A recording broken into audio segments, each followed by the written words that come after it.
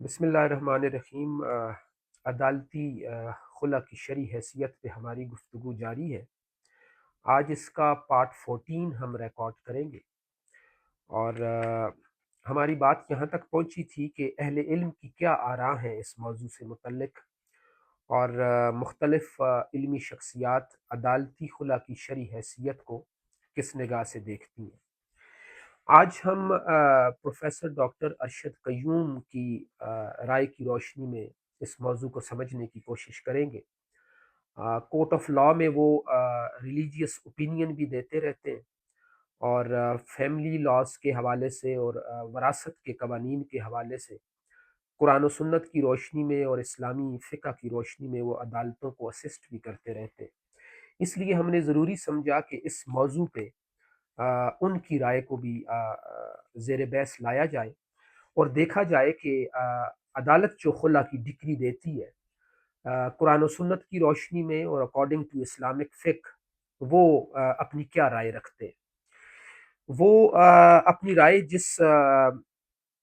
بنیاد پہ ہمارے سامنے رکھتے ہیں، وہ ریفرنس میں پہلے کوٹ کر دیتا ہوں کہ وہ اپنی رائے پیش کرتے ہوئے کن بنیادوں کا حوالہ دیتے ہیں۔ سب سے پہلے تو وہ قرآن حکیم کی سورہ بقرہ کی آیت نمبر 229 سے استدلال کرتے ہیں۔ اس کے بعد بدایت المجتہد ابن رشد کی جلد 2 صفحہ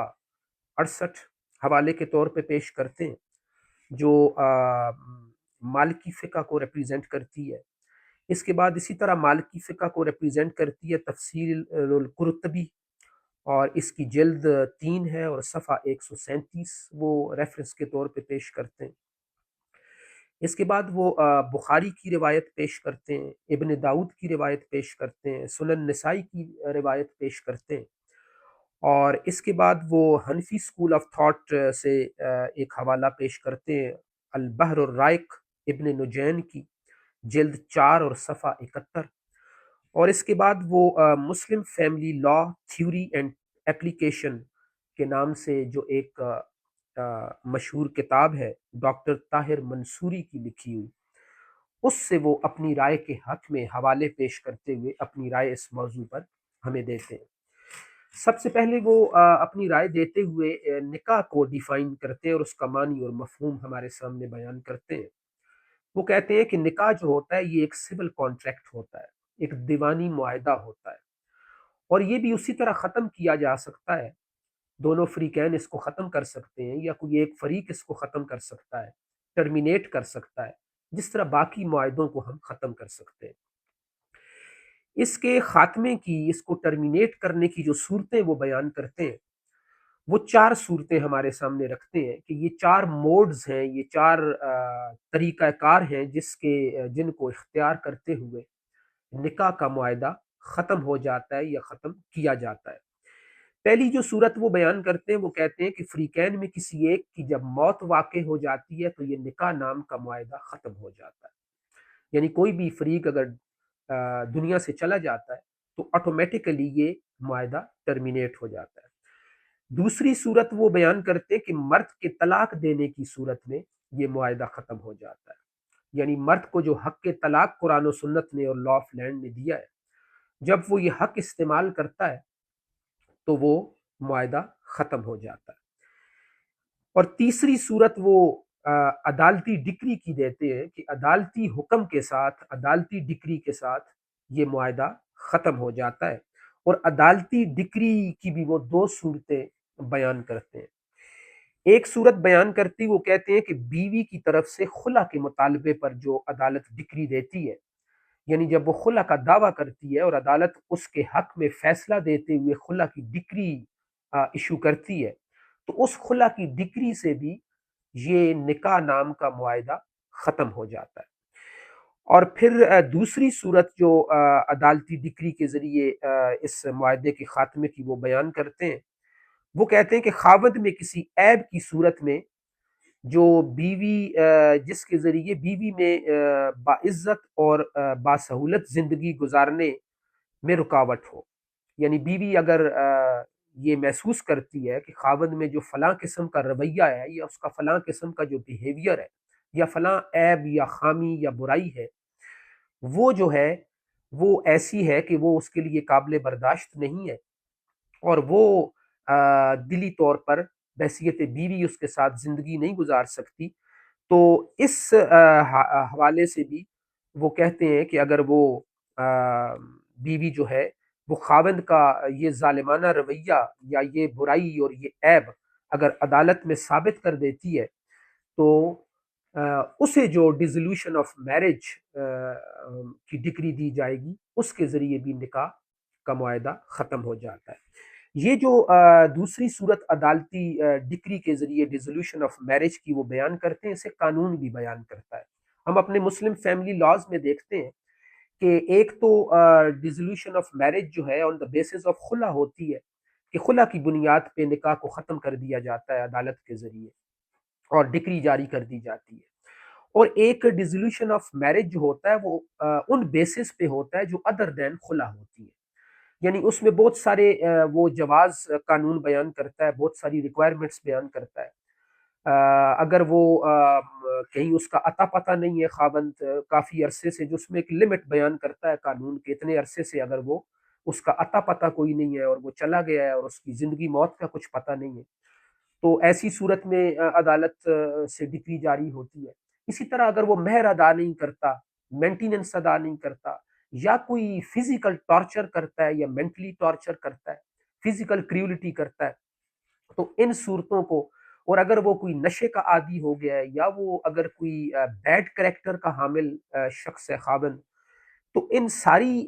جو گراؤنڈز دیے جاتے ہیں یہ ادر دین خلا ہوتے ہیں۔ تو وہ یہ کہتے ہیں کہ ان گراؤنڈز میں سے بھی اگر کسی بنیاد پر بیوی عدالت میں جاتی ہے اور وہ گراؤنڈ اپنا ثابت کر دیتی ہے، تو اسے ڈیزولوشن آف میرج کی ڈکری دے دی جاتی ہے۔ یہ وہ تین صورتیں بیان کرتے ہیں، اور اس کے بعد ایک چوتھی صورت ہمارے سامنے بیان کرتے ہیں جو جس کی طرف توجہ دلانا بہت امپورٹنٹ ہے، اور وہ ہے مبارات۔ وہ کہتے ہیں کہ مبارات کے ذریعے بھی نکاح کا معاہدہ ختم ہو جاتا ہے۔ یہ ایک ایسی فقہی اصطلاح ہے جو اکارڈنگ ٹو شریعہ فقہاء کرام ہمارے سامنے رکھتے ہیں۔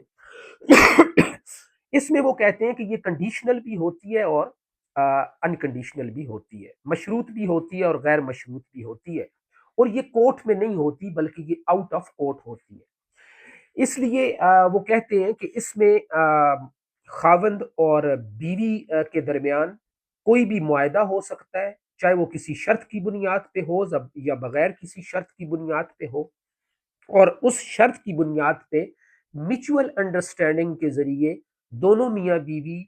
اپنی اس نکاح کے معاہدے کو ختم کر دیتے ہیں اور اس سے آزاد ہو جاتے ہیں۔ اسی لیے اسے فقہی اصطلاح میں مبارات کہا گیا ہے۔ تو پروفیسر ڈاکٹر ارشد قیوم اپنی رائے دیتے ہوئے کہتے ہیں کہ مبارات سے مراد بری کر دینا ہوتا ہے، ایک دوسرے سے الگ کر دینا ہوتا ہے، ایک دوسرے کو آزاد کر دینا ہوتا ہے، اور ایک دوسرے سے بری ہو جانا ہوتا ہے، یعنی ان کا پھر کوئی تعلق باقی نہیں رہتا۔ اور یہ جو مبارات ہوتا ہے یہ ایک معاہدے کے ذریعے بھی ہو سکتا ہے، اور کسی جرگے میں بیٹھ کے بھی ہو سکتا ہے، کسی تحریری معاہدے میں بھی ہو سکتا ہے، لیکن یہ آؤٹ آف کورٹ ہوتا ہے۔ تو اکثر ہمارے ہاں یہ مس کنسیپشن پائی جاتی ہے، اکثر آپ نے یہ دیکھا ہوگا کہ کسی سٹیمپ پیپر پہ ہم آؤٹ آف کورٹ ایک ایسی تحریر لکھوا لیتے ہیں، کوئی بھی دو میاں بیوی ایسی تحریر لکھوا لیتے ہیں، کسی جرگے میں بیٹھ کے لکھوا لیتے ہیں، اور اس کے اوپر یہ ہیڈنگ دی جاتی ہے کہ خلا کی بنیاد پہ ہم نے اس نکاح کو ختم کر دیا، میاں بیوی کے درمیان میچول انڈرسٹینڈنگ سے خلا ہو گئی ہے، اور بیوی نے اپنا مہر چھوڑ دیا ہے، یا کوئی بھی شرط جو اس نے رکھی ہے، یا کوئی بھی شرط ہے یا کوئی شرط نہیں ہے، لیکن میچول انڈرسٹینڈنگ سے دونوں نے اپنی مرضی سے اپنے آپ کو اس معاہدے سے آزاد کروا لیا ہے اور بری کروا لیا ہے، ہم اسے بھی اکثر خلا کا نام دیتے ہیں۔ تو پروفیسر ڈاکٹر ارشد قیوم صاحب اپنی رائے دیتے ہوئے کہتے ہیں کہ یہ خلا نہیں ہوتی، اسے مبارات کہا جاتا ہے، اور یہ ایک بڑی غلط فہمی ہمارے معاشرے میں پیدا ہو گئی ہے کہ ہم اسے بھی خلا کا نام دے دیتے ہیں۔ وہ اپنی رائے دیتے ہوئے کہتے ہیں کہ خلا صرف جورسڈکشن بنتی ہے کورٹ آف لا کی، خلا کی ڈگری صرف عدالت دیتی ہوتی ہے، کوئی جرگہ نہیں دیتا، آپ گھر میں بیٹھ کے خلا کی ڈگری ایگزیکیوٹ نہیں کر سکتے، یا جاری نہیں کر سکتے۔ خلا عدالت میں ہوتی ہے، اور جو اپنی مرضی سے میچول انڈرسٹینڈنگ سے آؤٹ آف کورٹ جو معاہدہ کر کے مشروط یا غیر مشروط طور پہ نکاح ختم کیا جاتا ہے، اس کے لیے خلا کی اصطلاح استعمال کرنا غلط ہے، اور اس کے لیے جو فقہی اصطلاح ہے وہ مبارات کی اصطلاح ہے۔ تو یہ چار صورتیں وہ ہمارے سامنے بیان کرتے ہیں کہ یہ نکاح کا معاہدہ اس صورت میں ختم ہو جاتا ہے۔ اس کے بعد وہ سورہ بقرہ کی آیت نمبر 229 سے استدلال کرتے ہوئے کہتے ہیں کہ جس طرح طلاق کو قرآن و سنت نے مرد کا حق بنا کے پیش کیا ہے، بحیثیت حق بیان کیا ہے، اسی طرح خلا کو بھی بیوی کا حق کے طور پہ اس کو بیان کیا گیا ہے۔ تو وہ کہتے ہیں کہ جس طرح طلاق خاوند کا حق ہے، اسی طرح بیوی کو یہ حق اسلام نے خلا کی صورت میں دیا ہے، یعنی یہ بحیثیت رائٹ آف وائف اسے بیان کیا گیا ہے۔ یہ کوئی صرف ایک رعایت کی صورت میں نہیں ہے، بلکہ جس طرح طلاق کا حق مرد کو دیا گیا ہے، اسی طرح خلا کا حق بیوی کو دیا گیا ہے۔ اور وہ کہتے ہیں کہ قرآن حکیم کے جو الفاظ ہیں وہ بڑے پرحکمت ہیں،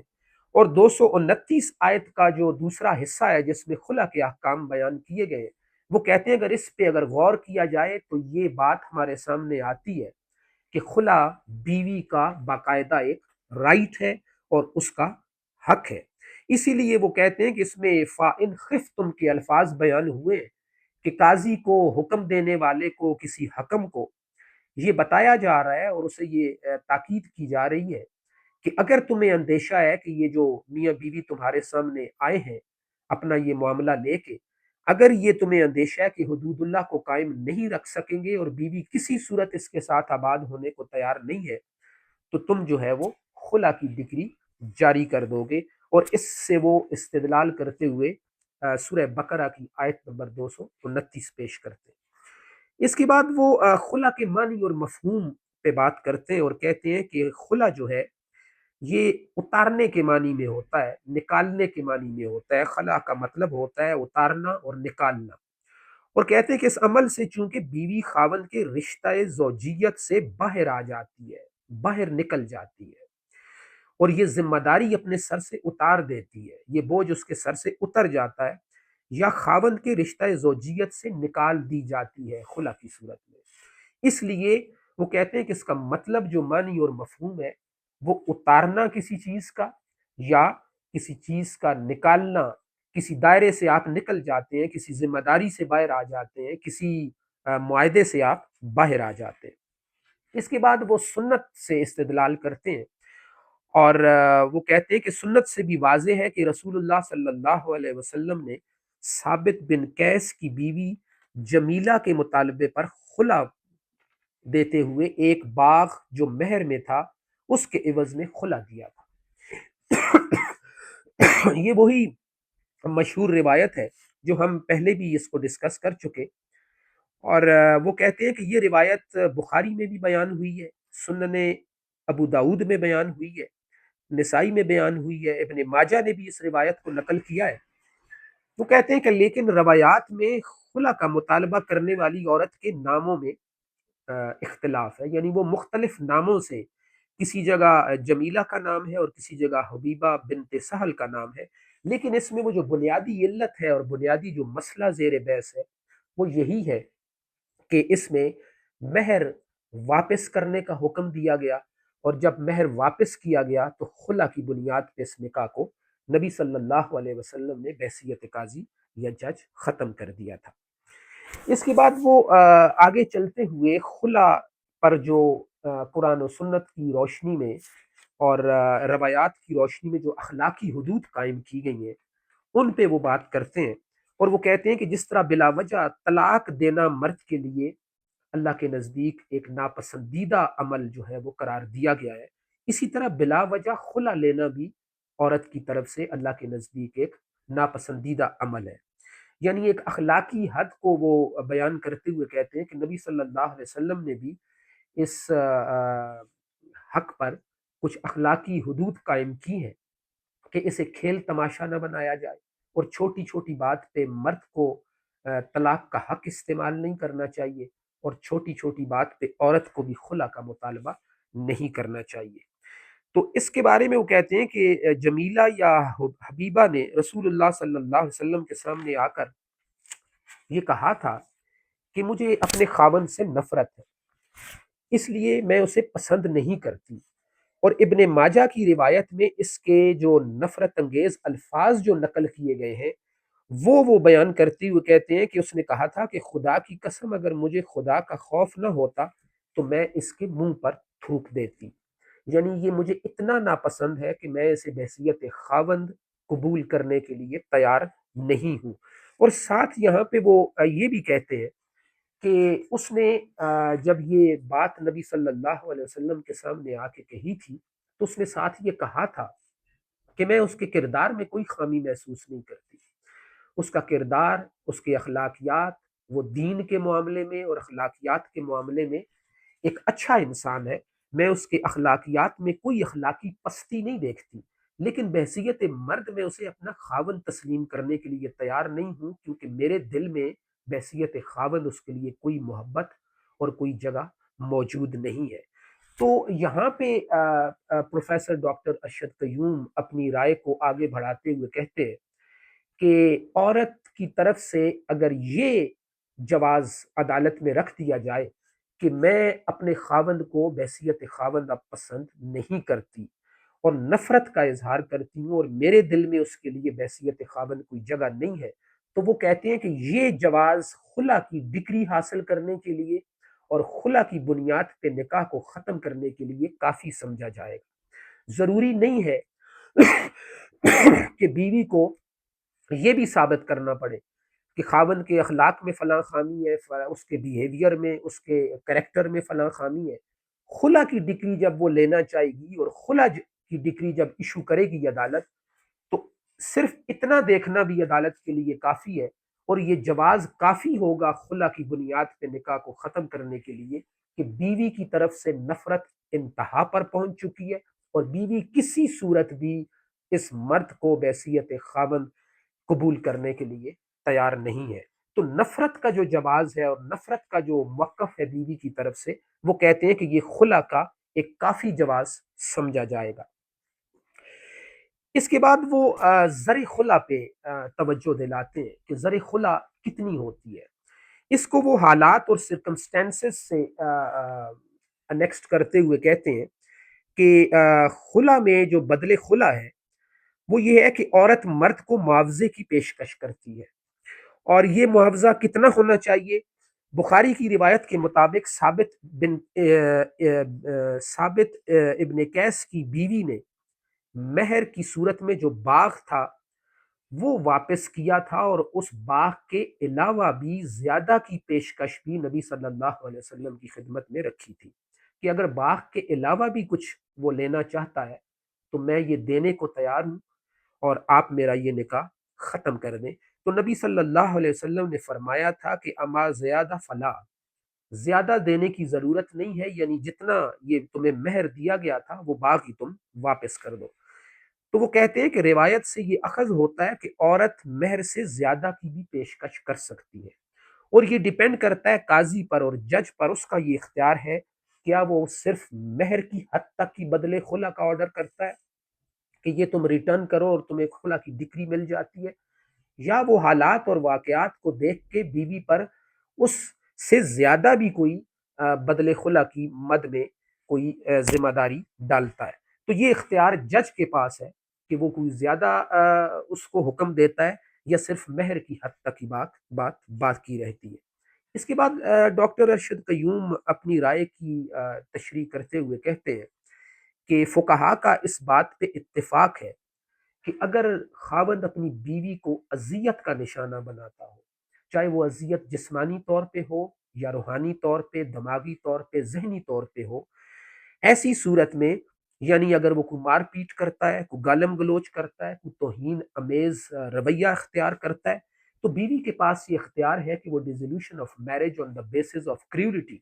چاہے وہ اسپرچول مینٹل کریولیٹی ہے، مینٹل ٹارچر ہے یا فزیکل ٹارچر ہے، وہ عدالت جا سکتی ہے اور ڈگری حاصل کر سکتی ہے۔ اس کو آگے بڑھاتے ہوئے وہ یہ کہتے ہیں کہ اس سے بڑی اذیت اور کیا ہو سکتی ہے کہ ایک عورت اپنے اس مرد کو بحیثیت خاوند تسلیم کرنے کو تیار نہیں ہے اور اس کے ساتھ آبادی پر موت کو ترجیح دیتی ہے، اور وہ یہاں تک کہہ دیتی ہے کہ میں اگر مجھے اللہ کا خوف نہ ہوتا تو میں اس کے منہ پر تھوک دیتی، تو اس کا مطلب یہ ہے کہ وہ اس مرد کو بحیثیت خاوند تسلیم کرنے کو تیار نہیں ہے، اور اس کے دل میں نفرت انتہا کی حد تک پہنچ چکی ہے، اور وہ اس سے علیحدگی لینا چاہتی ہے، لیکن مرد جو اس کا خاوند ہے وہ اسے علیحدہ نہیں کرنا چاہتا، وہ اس کے خلا پہ راضی نہیں ہے، وہ اسے طلاق بھی نہیں دینا چاہتا،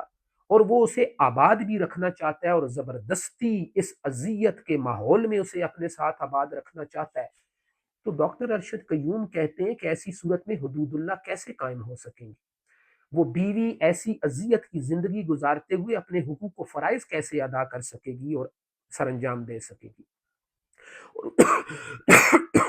اور وہ کہتے ہیں کہ کیا یہ کوئی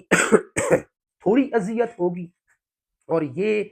اذیت کیا کافی نہیں ہے کہ قاضی اس میں مداخلت کرے اور کورٹ آف لا اس نکاح کو ختم کر کے بیوی کے لیے بھی آسانی پیدا کر دے اور خاوند کے لیے بھی آسانی پیدا کر دے؟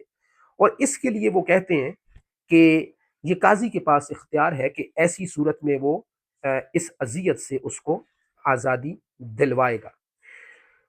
تو اس کے بعد وہ کہتے ہیں کہ اگر ایسا کوئی مار پیٹ والا اور کوئی توہین آمیز رویے والا معاملہ ہے تو وہ عدالت میں جا کے وہ ثابت کرے گی اور اسے ڈگری مل جائے گی، لیکن خلا کی صورت میں وہ یہ کہتے ہیں کہ اگر کسی رویے کی وجہ سے یا کوئی رویہ نہیں بھی ہے اور اس کی شخصیت کو بیوی پسند نہیں کرتی اور وہ جا کے کہتی ہے کہ اس مرد کو میں بحیثیت خاوند پسند نہیں کرتی، مجھے نفرت ہے اس بندے سے اور مجھے خلا دی جائے، تو عدالت کی یہ ذمہ داری ہے کہ وہ خلا کی ڈگری جاری کرے گی۔ اس کے بعد وہ کہتے ہیں کہ ایسی صورت میں اگر بیوی خلا کا مطالبہ کرتی ہے اور خاوند کہتا ہے کہ میری مرضی نہیں ہے اور میں اسے طلاق نہیں دینا چاہتا، میں اسے کسی صورت میں رکھنا نہیں چاہتا، اور وہ ایک معاشرے میں ہم اکثر دیکھتے ہیں کہ ہمارے معاشرے میں ایسے محاورے اور ایسے الفاظ اور ایسے جملے مشہور ہو جاتے ہیں جو انسان بولنے والا ہوتا ہے اس کی کسی محبت کو یا اس کی کسی نفرت اور شدت کو ظاہر کر رہے ہوتے ہیں۔ تو وہ ایک جملہ مثال کے طور پہ کہتے ہیں کہ اکثر یہ کہا جاتا ہے خاوند کی طرف سے کہ جیسے تیرے دانت سفید ہیں، اپنی بیوی سے کہ جیسے تیرے دانت سفید ہیں، اگر ایسے تیرے سر کے بال بھی سفید ہو جائیں تو میں تمہیں کبھی طلاق نہیں دوں گا۔ تو وہ یہ کہتے ہیں کہ یہ تو جہالت کے دور میں اسی طرح ہوتا تھا، دور جاہلیت میں اسی طرح ہوتا تھا کہ نہ آزاد کرتا تھا نہ آباد کرتا تھا، اور ایک اذیت میں بیوی زندگی گزارتی تھی، اور وہ کہتے ہیں کہ یہ ایسی صورت میں اگر وہ رہنا بھی نہیں چاہتی اور اس مرد کو بحیثیت خاوند وہ تسلیم کرنے کے لیے تیار نہیں ہے، تو بحیثیت بیوی جو اس کی ذمہ داری بنتی ہے وہ کیسے ادا کرے گی؟ وہ حقوق زوجیت کیسے ادا کرے گی؟ وہ حدود اللہ کے اندر رہتے ہوئے حدود اللہ کو قائم کیسے رکھے گی؟